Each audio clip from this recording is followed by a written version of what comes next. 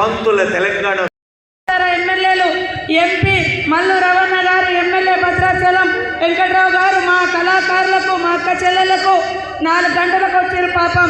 అయినా కూడా చలి విపరీతంగా పెరిగినా కూడా అందరు ఇక్కడికి వచ్చినందుకు మీ అందరికీ పేరు పేరున నమస్కారాలు. మానవులుగా పుట్టి తాము నమ్మిన జనాని కోసం ఆనాడు కాకతీయుల మీదనే కత్తి దూసిన వీర వనితలు సమ్మక్క సారలమ్మ. ఆ స్ఫూర్తిని తీసుకొని తెలంగాణ రాష్ట్రంలో జరుగుతున్న ప్రజాకంటక పరిపాలనను అంతమొందించాలి అని ఫిబ్రవరి 6, 2023 నాడు ఇక్కడి నుంచే హాత్ సే హాత్ జోడో యాత్రను ప్రారంభించి ఆనాడే నేను, సీతక్క, ముఖ్యమైన కాంగ్రెస్ నాయకులందరం కూడా సమ్మక్క సారలమ్మను సందర్శించుకొని ప్రతినబూనినం ఖచ్చితంగా ఆనాడు జరగబోయే ఎన్నికలలో ప్రజాప్రభుత్వాన్ని ఏర్పాటు చేస్తాం.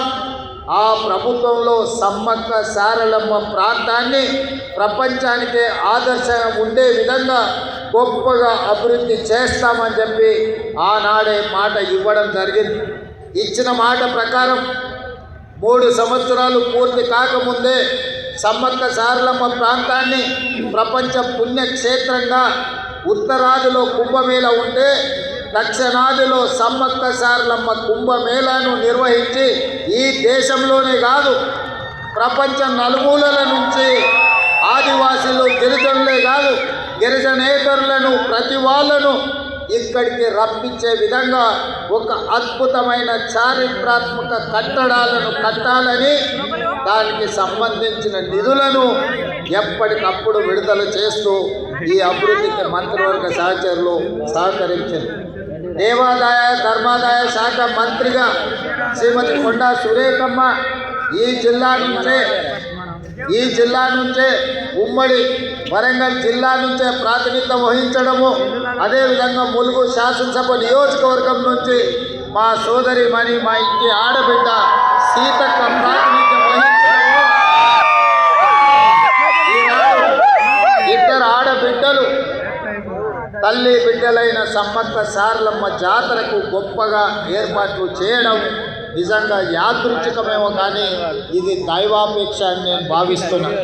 ఇద్దరు ఆడబిడ్డల నేతృత్వంలో ఈ జాతరకు అద్భుతమైన ఏర్పాట్లు చేసే అవకాశం దేవుడు నాకు, మా సోదరిమణులకు ఇచ్చిండ్రు. ఇది అరుదైన సందర్భము, ఇది ఒక అద్భుతమైన సన్నివేశం. అదేవిధంగా ఈ కార్యక్రమాన్ని ఇక్కడికే వచ్చి ఆర్కిటెక్ట్స్తోని ఇతర ఇంజనీరింగ్ నిపుణులతో మాట్లాడినప్పుడు 100 రోజుల్లో పూర్తి చెయ్యాలి అని అంటే అందరు ఆశ్చర్యపోయింది. ఆ రోజు వరంగల్ జిల్లా ఇన్ఛార్జ్ మంత్రి శ్రీనివాస్ రెడ్డి గారికి నేను ఒక మాట చెప్పిన, ఏది ఏమైనా 600 అక్కడి సూర్యుడు ఇక్కడ ఉదయించిన జనవరి 28 తారీఖు జాతర ప్రారంభమయ్యే లోపల ఇక్కడ పనులు పూర్తి చెయ్యాలి. నువ్వు ఏమి చేస్తావో నాకు తెలియదు, అది మీదే బాధ్యత అని పొంగులేటి శ్రీనివాసరెడ్డి గారికి బాధ్యత అప్పచెప్పిన. ఇక ఆ రోజు నుంచి వారు వెనుదిరిగి చూడలే. ఎంతోమందికి నిష్ఠూర్కమైనా కూడా ఈయనే కూర్చొని ప్రతి సందర్భంలో ఈ పనులను పర్యవేక్షించుకుంటూ ముందుకు తీసుకెళ్ళారు. వారితో పాటు ఆర్థిక మంత్రి గారు కూడా మిగతా సందర్భాలలో వారు కొంచెము ఖజానాకు గట్టిగా ఇట్లా పిడికిట్లో పట్టుకుంటారు. ఈ విషయంలో మాత్రం అడిగిన వెంటనే ఎంత కావాలంటే అంత, అవసరమైతే ఇంకేమైనా కావాలన్నా తీసుకోండి, ఎట్టి పరిస్థితుల్లో జనవరి 28 తారీఖు లోపల అన్ని పనులను పూర్తి చేయాలని పెద్ద మనసుతోని ఖజానాలో నుంచి నిధులిచ్చి ఈరోజు ఈ అద్భుతమైన సన్నివేశానికి సహకరించినందుకు వారికి కూడా నేను ప్రత్యేకమైన కృతజ్ఞతలు తెలియజేస్తున్నాను. మిత్రులారా, ప్రతి మనిషి 50 ఏళ్ళు, 60 ఏళ్ళు, 100 ఏళ్ళు జీవిస్తాడు. కానీ అతను మరణించిన రోజు అతని కుటుంబ సభ్యులు కానీ, అతనికి తెలిసిన వాళ్ళు కానీ అతని జీవిత కాలంలో ఏమైనా ప్రజలకు ఉపయోగపడే పని చేసిందా అని వెనుదిరిగి చూసుకుంటే చాలామంది జీవితాలలో శూన్యం కనిపిస్తుంది. కానీ నాకు ఒకవేళ ఏ రోజైనా మరణం అంటూ వస్తే ఆ రోజు వెనక్కి తిరిగి చూసుకున్నప్పుడు సమ్మక్క సారలమ్మ జాతరకు అద్భుతమైన ఏర్పాట్లు చేసి గిరిజనులకే కాదు గిరిజనేతర సోదరులకు కూడా ఒక మంచి పుణ్యక్షేత్రాన్ని అందించిన అనే సంతృప్తి మిగులుతుంది. ఇది అరుదైన అవకాశం. 800 సంవత్సరాల చరిత్ర కలిగిన సమ్మక్క సారలమ్మలు కాకతీయులపై పౌరుషాన్ని ప్రదర్శించి కాకతీయుల మీదనే కత్తి దూసిన ఆడబిడ్డలకు గొప్పగా ఈ ఏర్పాట్లు చేయడము నాకు జీవితకాలం గుర్తుండిపోయే సందర్భం. అందుకే ఈనాడు మొత్తం మంత్రివర్గాన్ని రాష్ట్ర ప్రభుత్వాన్ని ఇక్కడికి తీసుకొచ్చి సమ్మక్క సారలమ్మ సన్నిధిలో 2023 ఫిబ్రవరి 6 తారీఖు నాడు ఏ మొక్కైతే మొక్కినమో ఈనాడు ఆ మొక్కును చెల్లించుకున్నాము. ఈ సంతృప్తి జీవితకాలం గుర్తుంటుంది.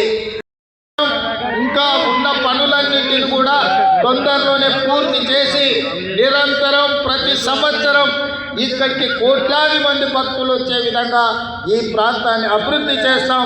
తప్పకుండా మా గిరిజన అదేవిధంగా ఆదివాసీ శాసనసభ్యులతో పాటు గిరిజనేతర మంత్రులందరూ కూడా ఈనాడు సమ్మక్క సారలమ్మ పౌరుషాన్ని నింపుకొని ప్రజా పాలనను పేదలకు అందించి పేదలను ఆదుకునే సంక్షేమ అభివృద్ధిని ఈ రాష్ట్రాన్ని ముందు బాగానే ఉండి నడిపిస్తున్నందుకు వారందరికీ మనస్ఫూర్తిగా ధన్యవాదాలు తెలియజేస్తూ ఎంత ఆలస్యమైనా ఇన్ని వేలాది మంది ఇక్కడ ఉండి అదేవిధంగా మా ఆదివాసీ కళాకారులందరూ కూడా మమ్మల్ని అందరినీ వాళ్ళ నైపుణ్యాన్ని ప్రదర్శించినందుకు కళాకారులను కూడా మనస్ఫూర్తిగా అభినందిస్తూ మీ అందరి దగ్గర సెలవు తీసుకుంటున్న ధన్యవాదాలు మిత్రులారా.